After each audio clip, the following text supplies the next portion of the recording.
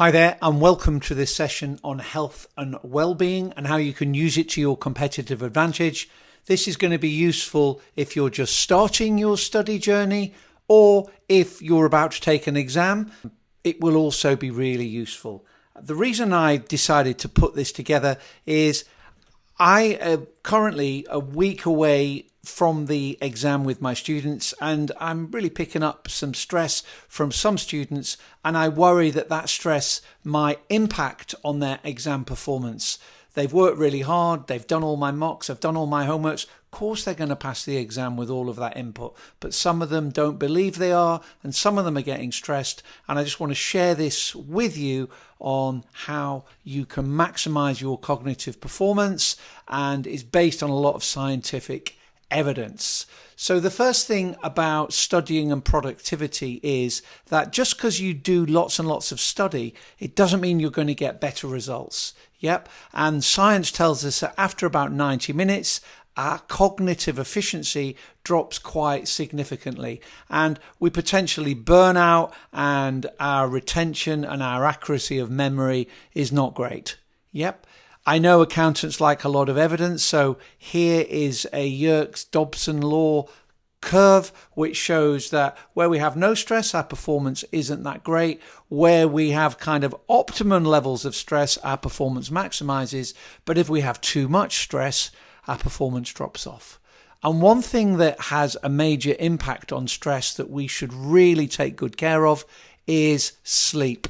And I first of all want to talk a little bit about sleep and what sleep does. So the science of sleep is basically this. When we sleep, we consolidate all our learnings. It's basically, all of the mess in our brain is filed away into the correct drawers so we can easily access it later on. Again, if you want to read more about the science, check out Walker's paper on this in 2017. Walker would say you should probably have about 7 to 9 hours of sleep. Your ability to recall and solve problems will be improved if you adopt this.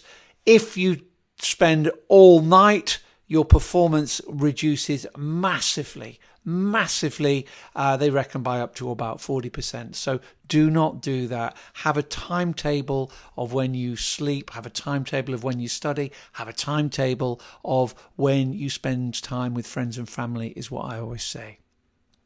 Why does sleep matter? Well, for many reasons. Let me share with you. Firstly, your physical health is massively improved by sleep. Yeah, not only does it, file away everything in your brain correctly, it also ensures that your autoimmune system is in good shape, your heart is in good shape. And when we're studying, we probably are a little bit weak because we're stressed. If we've got good autoimmunity, we're not likely to get cold and flu, which can have a big impact. Our mental health is massively improved by sleep because it enhances our cognitive function, which helps improve our mood and helps reduce stress. And it also just is better for memory retention and focus. So sleep is really, really important, and you should respect it massively. How do we get a better sleep? I would go to bed and wake up at the same time. Your body gets used to that. Your environment in which you sleep, you should apparently have a cool and quiet room. If you can't make it dark, maybe get some eye shades. Think about your mattress, think about your pillows. And the big enemy of sleep is blue light. Yep, so you shouldn't really be going near blue light, I would say more than an hour before bedtime. Haaland, the Man City striker who is beating all goal records, what he does at 6 o'clock every evening, he puts his blue light glasses on because he knows exposure to blue light, such as the TV or the phone, I don't think he touches his phone after 6 o'clock, can seriously impact his sleep. He believes his prowess as a striker is massively influenced by sleep, and scientists back that up. A lot of sports scientists are looking at all, the benefits of sleep. So please stay away from blue light. Do not look at your phone before bed. It is not going to help your sleep. It's going to make you have worse sleep. Yep. Think about your diet. Think about what you eat. Alcohol's not great before bed. It will send you to sleep but not give you a good sleep. Heavy meals are not very good. Carborific sugar rushes are not very good.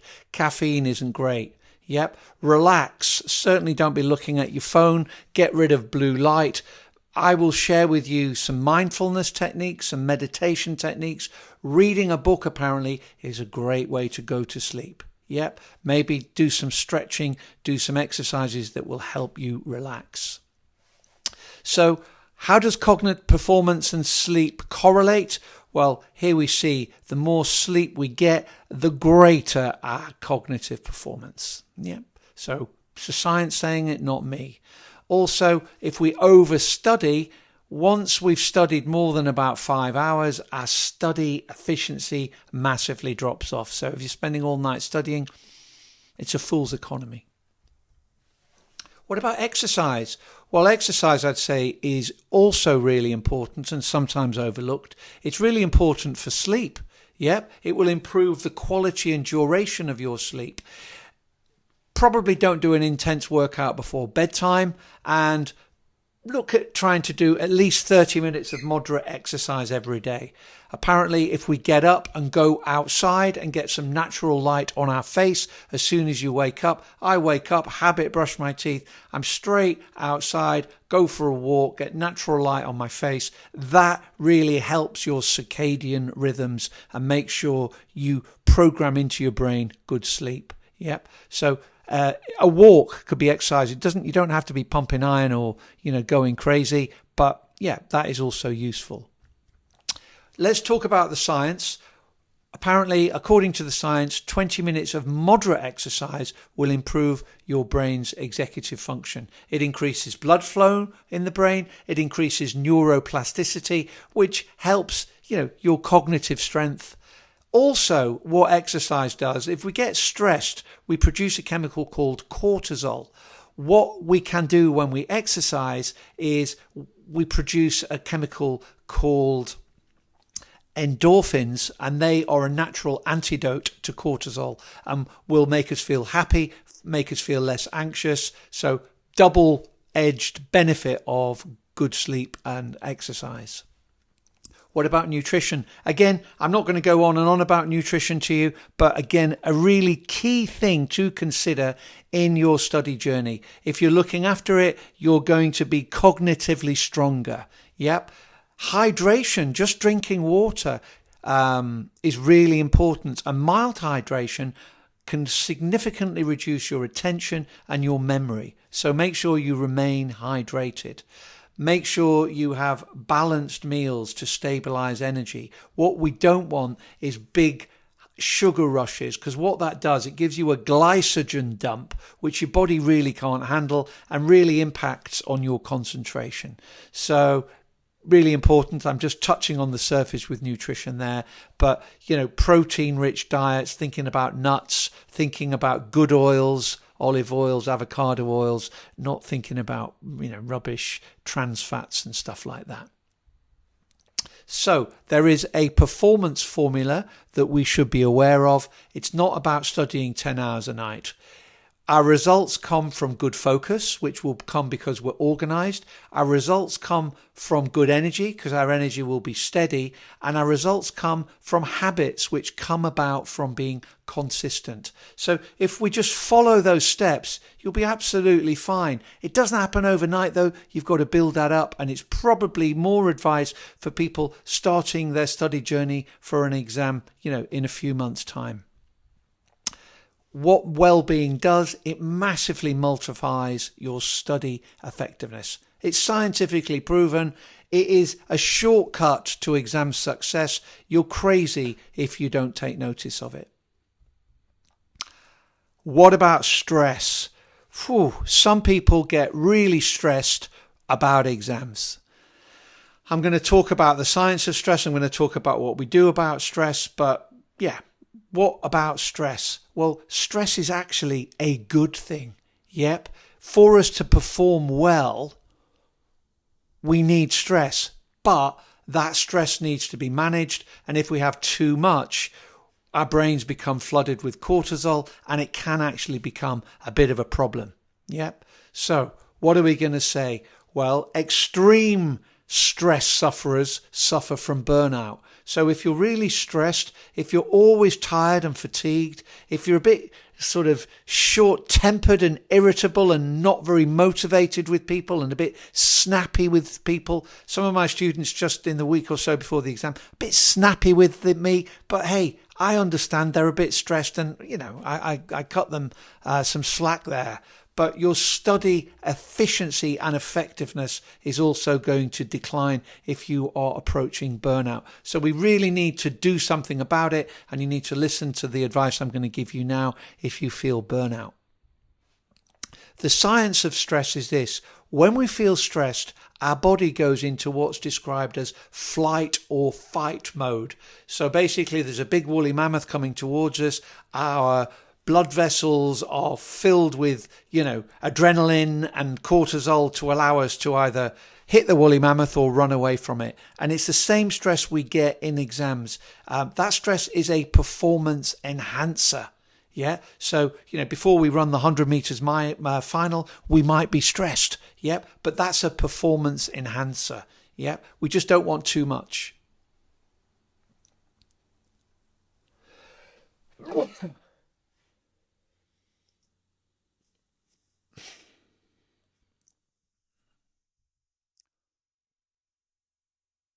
If we have too much, our brain becomes flooded with the stress chemical cortisol. The problem that creates is it overwhelms our brain and makes our brain not function like it normally does. So this is a danger in an exam room if we get, a massive kind of blackout or something like that. It can really affect our exam performance and everything can get wiped. I'll talk about how we deal with it a little later. But that's what stress can do if it's not managed. Our brain gets impacted and doesn't behave as it normally does. Yep, so just reminding you of that stress performance curve. We want a bit of stress to maximize our performance, but too much and we're in trouble.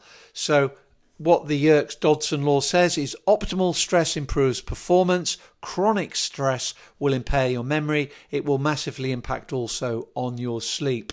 So what we need to do is we need to manage our stress, not eliminate it. We need a bit of stress in the system so we are doing as well as we possibly can.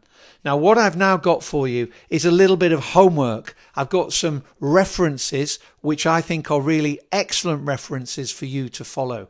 The first thing I want you to look at to help with your stress management technique is have a look at this video on stress. This video is paid for by the ACCA. It goes into a bit of detail what stress is and how you manage it. It complements what I've just said to you. Read this article, How to Cope with Panic Attacks. So if you get a panic attack in the exam, your mind can sometimes go blank and you can't think of anything. You think, oh my goodness.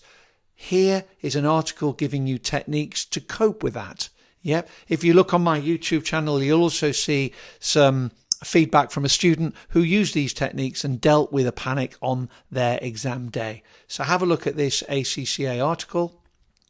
Also, if we have exam nerves, how do we deal with them? Yeah. Where do we, process our exam nerves in our brain? This article gives you some great techniques on how to do it. Again, it's sponsored by the ACCA, so it has some credibility.